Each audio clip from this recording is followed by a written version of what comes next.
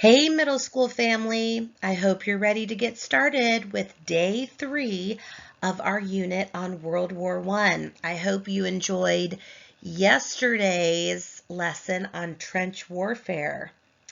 I'm sure you'll be thinking about trench foot and all of those pictures and images for a long time to come. You're welcome. Okay, so before we jump into it today, let's review a little bit about yesterday's lesson. The question on the slide is, why was World War I more destructive than earlier wars? Do you have any ideas? Definitely one of the main reasons that it was so much more destructive was the modernization of weapons. So the weapons that they had and that they used in World War I were more modern and way more destructive. One of the modern weapons that they used in World War I were machine guns, which could fire rapidly. Remember the area of land between the two trenches? That grassy field was called no man's land. So if any troops tried to come up out of the trench and cross no man's land, the other side could just mow them down with rapid fire machine guns. They also developed artillery, so they could shell the opposing army. They could just shell them from up to 10 miles away, and not just in the trenches, but in other cities also. Another thing we learned about yesterday was the armored tank. Remember, we learned that that was actually invented in Britain, and they mounted machine guns on there, and the tanks were actually designed to move across broken ground, and they could even go through barbed wire. One of the scariest parts of World War I was the use of poison gas. We learned yesterday that Germany was actually the first country to begin using poison gas, and that it could blind or choke its victims. It could cause horrible, painful, agonizing burns and blisters. But Germany wasn't the only side to use poison gas. The Allies also began to use poison gas. And, they gave the soldiers gas masks, and there were even some pictures yesterday of horses wearing gas masks, but it was still one of the scariest parts of the war for soldiers. We also learned that they began to use aircraft more during war. In the beginning, the aircraft was simply used as like an information gathering tool for some recon. So they would send the aircrafts over just to kind of fly over and see what was going on in the other side's trenches, how many soldiers were there, what kind of supplies did they have. But then we learned that they actually would mount machine guns on those airplanes, and they started to have these big fights up in the sky called dogfights. But the most influential piece of modern weapons in World War I would have to be the use of submarines. Germans used submarines that they called U-boats, and they would shoot these underwater missiles called torpedoes at any kind of merchant ship that they believed was bringing supplies to Britain. And it didn't just have to necessarily be weapons, it could also be food, medical supplies, uniforms, anything that they needed, that the Allies needed. If the Germans saw a merchant ship heading into Britain, they were pretty sure they were taking supplies up to the front lines, and so they would torpedo them down. So those are all reasons why World War I was more destructive than the earlier wars.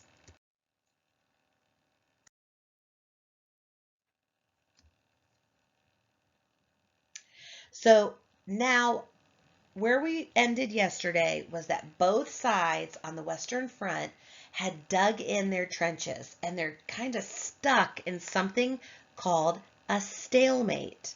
A stalemate is like a deadlock in which neither side is able to defeat the other.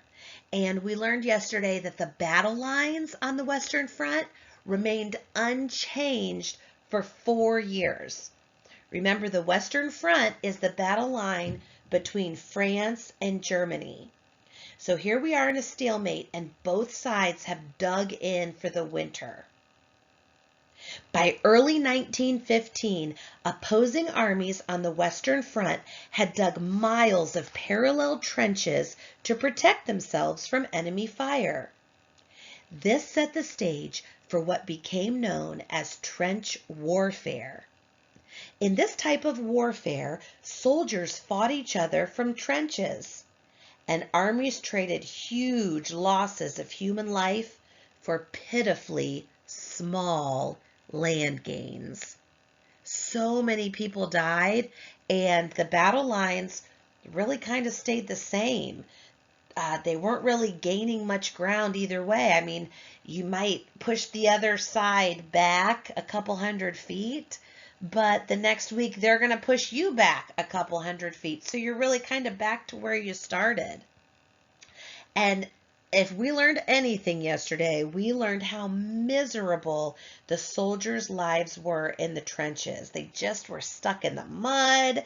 There were rats everywhere. There was no fresh food. Remember, they ran out of rations. The soldiers ended up eating the rats. They couldn't sleep, and they were just stuck in these trenches. And between the trenches was that patch of land which was called no man's land. And when the officers ordered an attack, their men had to go up and over the top of their trenches into this terrifying bombed out landscape. And once they were there, they were usually mowed down by the machine gun fire from the opposing side. But they weren't really safe in the trenches either, were they? Because artillery fire could just, they could just launch artillery right into the trenches. It was truly a terrain of death, and it stretched almost 500 miles from the North Sea to the Swiss border. The stalemate in the trenches continued through 1915 and into 1916, when the generals decided to go back to their original weapon, their men.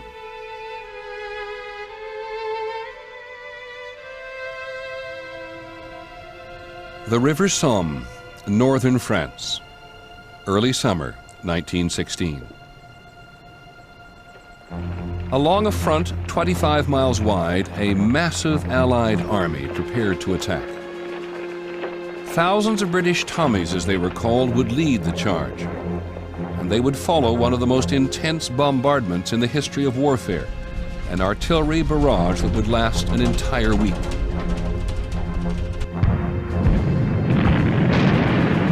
The Battle of the Somme was about to begin.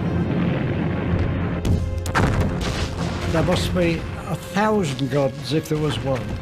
It was a terrible roar from morning till night. But the foolish officers said, "Tomorrow, boys, you'll be over the top, and don't worry," he says. "There'll be no trenches there. Our shells have blown to pieces.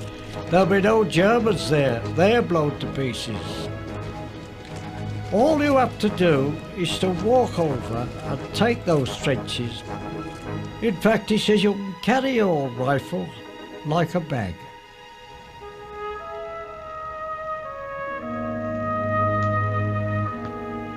The Germans, after the shelling, they simply come out of the dugouts, grabbed their machine guns, and then waited for the Tommies.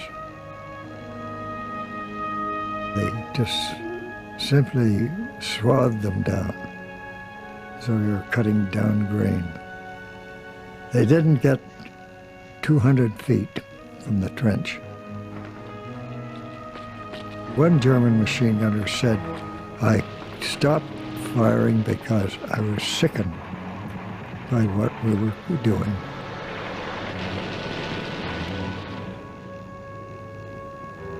It was the bloodiest day in British history. 20,000 men killed, 40,000 wounded. And yet, the day after, and for days after that, young men continued to be ordered out of their trenches and into near certain death. The poet-volunteer Alan Seeger was killed on July the 4th. On the same morning, Ted Francis waited for the signal to go. Officers are down below us in the trenches with a whistle, and when they blow that whistle, we got to dash out of the trenches and make for this German trench. And it is in those few 4 or 5 minutes that we look at each other and say, oh, well, now I shall do this. Some were visibly shaking, some were crying. And of course, when the whistle went, we had to scramble over.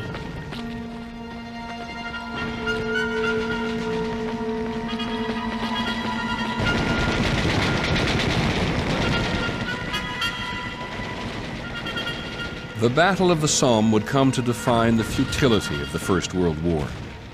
It went on for 6 more months at a cost of 1 million men. And at the end of it, the Allied armies had moved a grand total of 5 miles. The guns of the Somme were so loud and so insistent that they were heard across the English Channel in London, 150 miles away.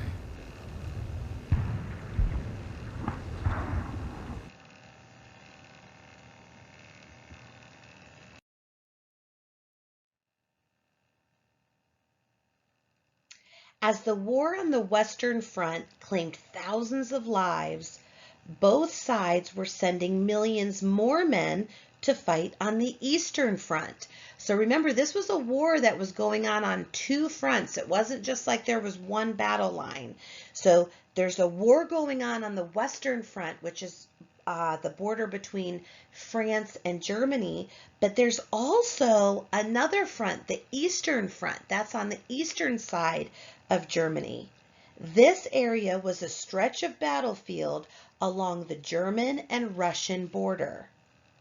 Here, Russians and Serbs battled Germans and Austro-Hungarians. The war in the East was a more mobile war than that in the West. So what that means is there wasn't as much of a stalemate going on. There was definitely more movement back and forth, but there were still some stalemates. At the beginning of the war, Russian forces had launched an attack into both Austria and Germany.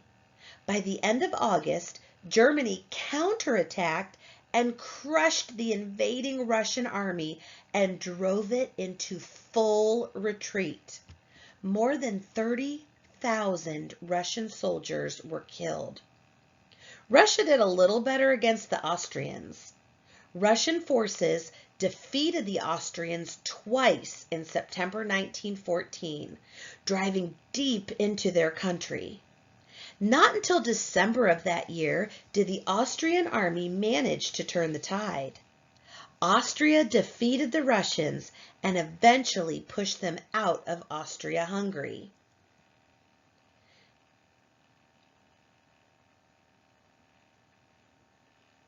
So why? Why did Russia suffer such huge losses? Well, by 1916, Russia's war effort was near collapse. Unlike the nations of Western Europe, Russia had yet to become industrialized. So you have to know that at this point in history, the Industrial Revolution had been taking place in Western Europe. So there were machines and factories and railroads and all kinds of things in Western Europe. But Russia hadn't quite caught up with all of that yet. And as a result of that, the Russian army was continually short on things like food, guns, ammunition, clothes, boots, blankets, vital supplies. And the Allied supply shipments to Russia had to go through the Baltic Sea. And who do you think was in the ocean at that time? Germany and its submarine U-boats. And so they would sink those merchant ships that were on their way to Russia to give them supplies. The Russian army had only one asset. They had only one thing going for them: their numbers. There were so many soldiers. Throughout the war, the Russian army suffered huge losses, but the army continually rebuilt its ranks from the country's enormous population. Look at the map. Russia is huge, so there's tons of people in there. They have an enormous population that they can use to keep their army going. For more than 3 years, the battered Russian army managed to tie up hundreds of thousands of German troops in the east. As a result, Germany could take full army against the West. So Germany could take its full army and try to go against the France and the Western Front.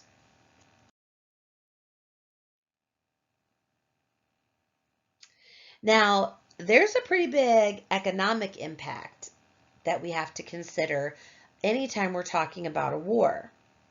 Now, early on, both sides set up systems to recruit, arm, transport, and supply armies that numbered in the millions. So there are millions of soldiers involved in this war. All of the nations, except for Britain, imposed universal military conscription. Have you heard the word conscription before? Have you heard of the draft? Anytime you hear the word conscription, that means the draft. That requires all young men to be ready for military or other service. Germany set up a system of forced civilian labor as well. At home, governments raised taxes and borrowed huge amounts of money to pay for the cost of war. So at home, families had to ration food and other products, things like boots and gasoline. In addition, they introduced other economic controls, such as setting prices and forbidding labor unions from striking to increase their wages. What is propaganda? Have you ever heard people talk about propaganda?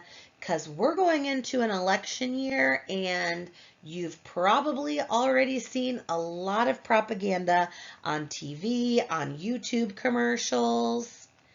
Propaganda is the spreading of ideas to promote a cause or to damage a cause that opposes yours. Something that you don't agree with or don't believe in, propaganda will help damage that. Now, war means controlling public opinion sometimes. Even in democratic countries, special boards censored the press. Their aim was to keep complete casualty figures and other discouraging news from reaching the people. Government censors also restricted popular literature, historical writings, movies, the arts. Both sides waged a propaganda war. Propaganda is the spreading of ideas to promote a cause, or remember, also to damage an opposing cause. Allied propaganda often played up Germany's invasion of Belgium as a barbarous act. The British and French press circulated tales of atrocities, horrible acts against innocent people. Now, as you can imagine, a lot of times these stories were greatly exaggerated or completely made up. Why do you think that the government would want to censor the media, censor popular literature, movies? Why would they want to keep casualty figures, that means the number of people or soldiers who have died, why do they not want the people at home to see anything discouraging about the war?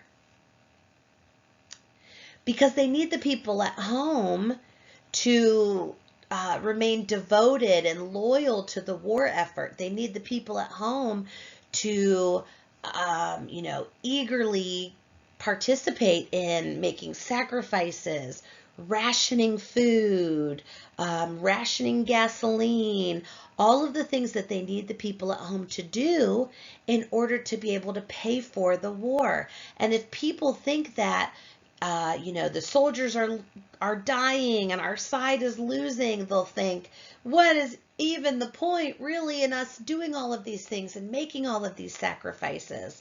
So they're really trying to keep the people at home happy and motivated and kind of cut off from the horror or the death of war that is actually happening. Total war meant that governments turned to help from women as never before. Thousands of women replaced men in factories, offices, and shops. Women built tanks and munitions. They plowed fields, paved streets, and even ran hospitals. They also kept troops supplied with food, clothing, and weapons. And although most women left the workforce when the war ended, they changed many people's views of what women were capable of doing. Women also saw the horrors of war firsthand, working on or near the front lines as nurses. So up until this point in American society, women weren't really working outside of the home. They were mostly at home, taking care of the house, caring for the children. Well, when the men were drafted into the war, the women had to kind of fill in. And all of a sudden, people saw what women were capable of. And some women didn't stop working after the war. So this really changed American society in important ways.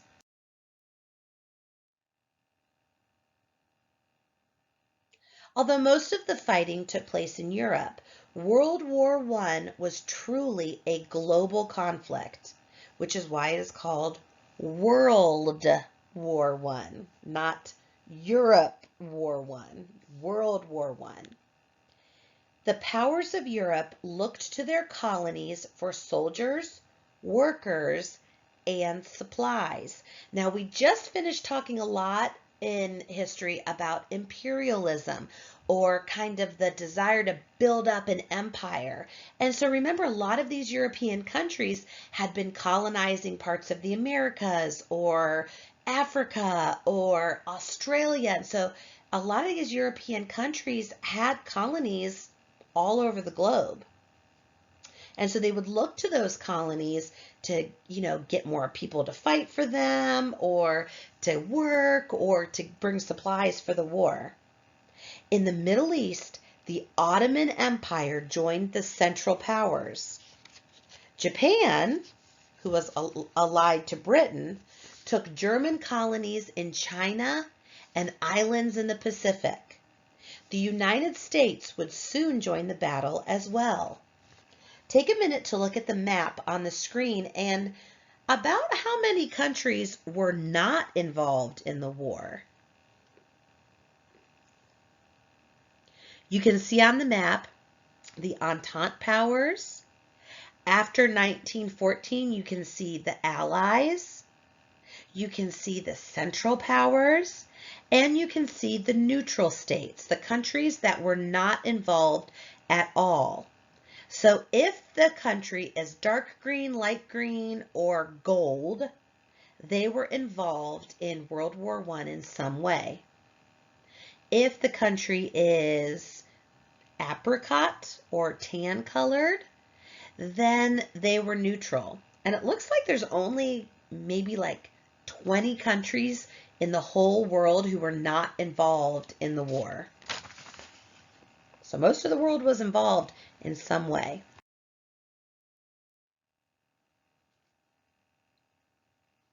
All right. 3 years of war had hit Russia especially hard. Remember all of those Russian soldiers who died? Stories of incompetent generals and corruption destroyed public confidence. In March 1917, bread riots, bread like food to eat, the people were starving, so they were rioting over bread. Bread riots in St. Petersburg mushroomed into a revolution that brought down the Russian monarchy. What is a monarchy? It's like a family that rules, right? Like kings, queens, and when the queen dies, her oldest son, the prince, now he becomes the king, and he's going to rule the land. So this is when Russia stopped being ruled by a monarchy. At first, the Allies were happy that the Tsar was overthrown. They were hoping that Russia would institute a democratic government and then become even a stronger ally with them. But later that year, Vladimir Lenin comes into play, and he comes into power. And he promises the people that he is going to pull the Russian troops out of the war. Early in 1918, Lenin signed the Treaty of Brest-Litovsk with Germany. The treaty ended Russian participation in World War I.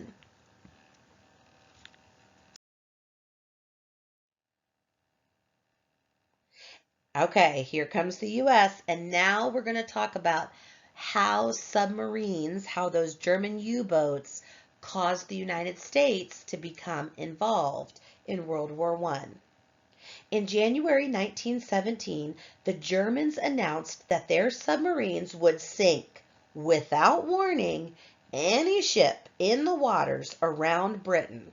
So Germany's like, you know what? We're here, we're in the water, and any ship we see, we're going to sink. Any ship that's around Britain, we're going to sink because you are not going to come through here and bring supplies. This policy was called unrestricted submarine warfare. The Germans had tried this policy before. On May 7, 1915, a German submarine or U-boat had sunk the British passenger ship Lusitania. Its submersion took only 18 minutes. So this is a passenger ship. So that means it's not a cargo ship, it's a passenger ship. So they're pretty sure that there are people on board. So they see this passenger ship, so they're pretty sure that it's full of people, but they had said they're going to sink any ship that goes through. So here comes this passenger ship.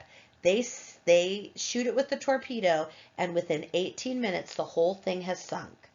And nearly 1,200 people die, including 100 children. The attack also left 128 U.S. citizens dead. So now everybody's mad at Germany because they killed all these people, including children, and there's 128 U.S. citizens on board who also die. So now the U.S. is like, Germany, what you doing over there, boy? And Germany's like, listen, that was no passenger ship. Like, yeah, we know that there were people on there, but there was ammunition on that ship too, we're pretty sure. We are pretty sure that that ship was secretly bringing ammunition to Britain, and they just put all the passengers on there as like a human shield so that we wouldn't shoot them down, but joke's on them, because we sure did shoot them down. We sure did. And of course, the U.S. and Britain are like, oh, clutch my pearls. We would never do that. We would never put ammunition on a passenger ship knowing that there were people on board. Fast forward into the year 2006, and a dive team went down and explored the wreckage, and they actually found 15,000 rounds of ammunition. So the Allies were totally lying. They totally had ammunition on that ship, but we didn't find that out until 2006. Okay, so go back in time. So the ship has sunk. Germany's like, there was ammunition on that ship, so we were well within our rights. The U.S. and Britain are like, oh, of course not. Of course we didn't do that. And so the American public is so mad because remember at this point, they don't know that there actually was ammunition on there. They think that these Germans just torpedoed this passenger ship and killed 100 kids. So the U.S. is outraged. And President Woodrow Wilson, he is mad. So he's going to send a letter to Germany. And he's like, listen, I'm very angry at you, Germany. And so Germany does it a couple more times. The U.S. is like, you better stop it. They do it again. The U.S. is like, no, I mean it this time.